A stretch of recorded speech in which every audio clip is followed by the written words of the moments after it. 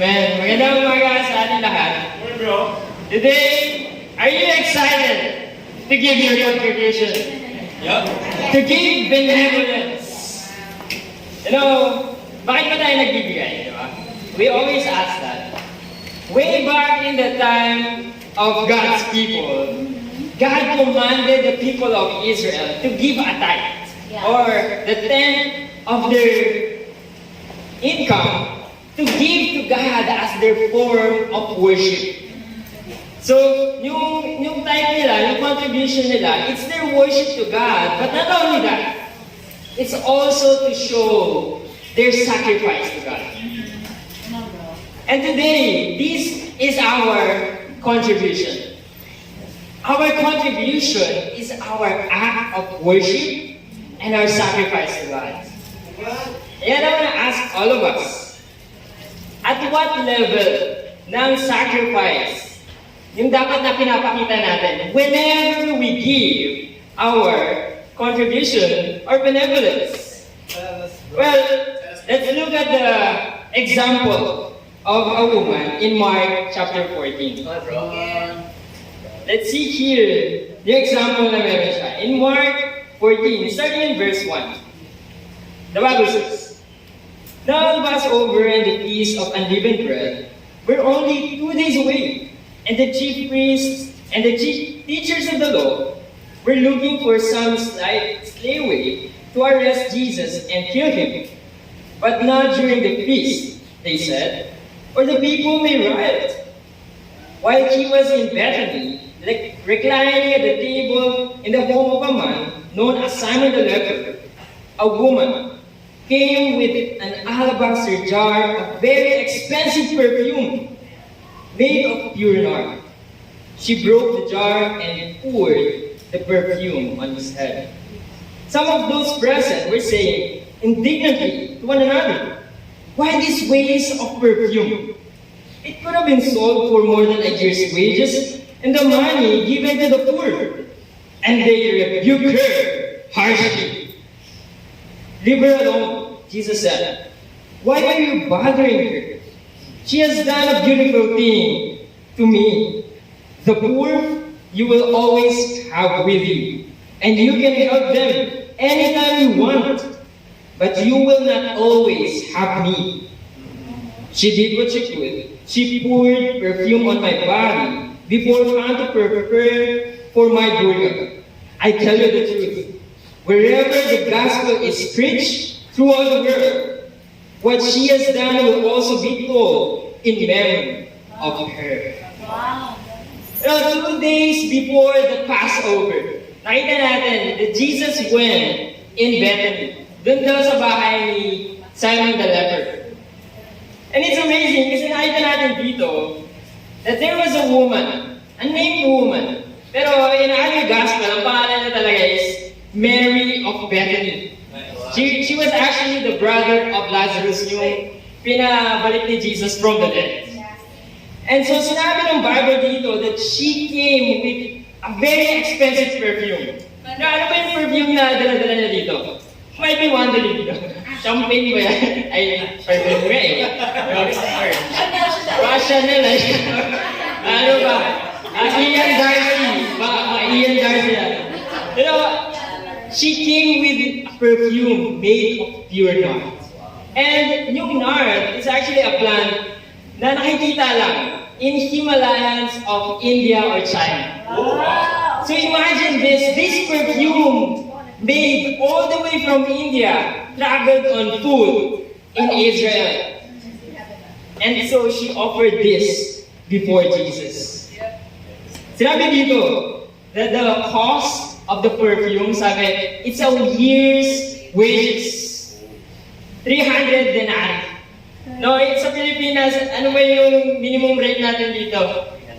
Sa Manila, 610 na eh, di ba? Dito, I'm not sure, mga 365. You know, I did a calculation. We have 365 days, di ba? Minus yung 96 days ng off kapag ikaw ay nagtatrabaho. So that's 269. 269 days of working ito times mo yan sa minimum rate, 610. You know, the cost of her perfume in the Philippines is actually 164,090.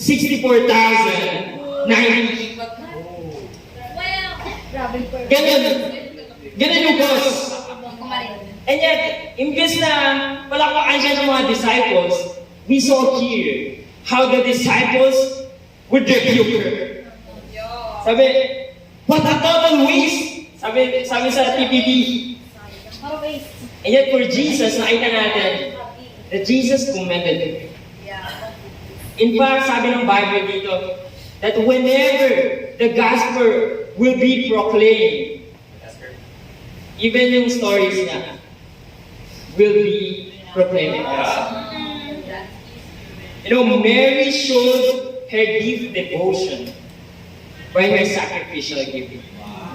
Now, she was willing to give her best for God. The fact that she didn't walk with Jesus the way the disciples would do, and yet she understood, diba, na when Jesus came, I should give my best for Him.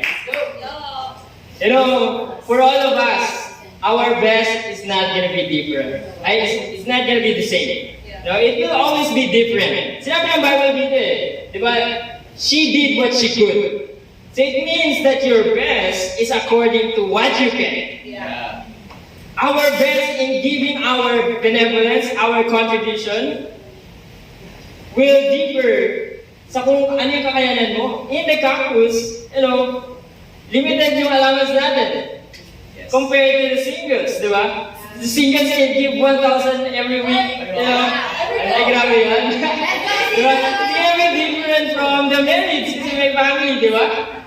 You know, it's gonna be different to all of us. Yet your best is according to what you can and not limited to just the 10%. And I want you to understand that.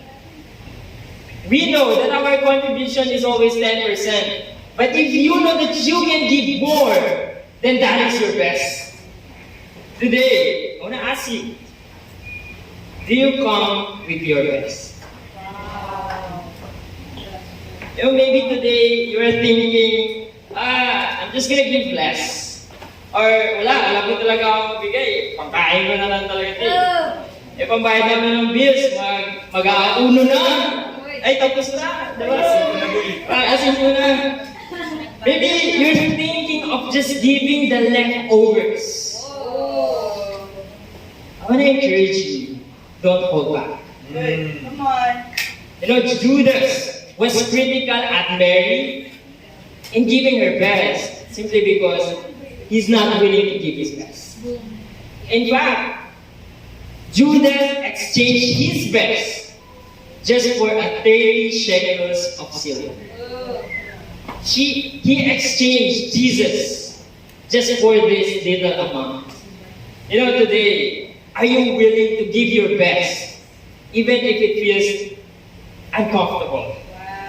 Even if it feels inconvenient? Today, I want to ask you, pumunta ka ba dito with an alabaster jar of very expensive perfume? Or do you come with a divisory type of perfume? Yeah. I want to encourage all of us, as we give our benevolence and our contribution, let's all be like Mary, willing to give our best, showing our devotion by sacrificing our best for God and to God be the glory.